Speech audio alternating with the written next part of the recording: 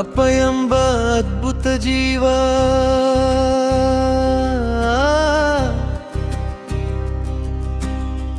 ಪ್ರೀತಿ ದರ್ಪ ತುಂಬಿದ ಭಾವ,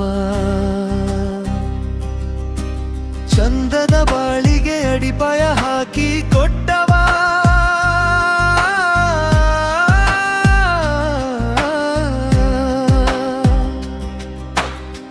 ಅಪ್ಪನಂತೆ ಯಾರೂ ಇಲ್ಲ, ಪ್ರೀತಿ ಜೊತೆಗೆ ವಾತ್ಸಲ್ಯ, ಹೆಜ್ಜೆ ಹೆಜ್ಜೆಗೆ ಧೈರ್ಯ ಹೇಳಿಕೊಟ್ಟವ.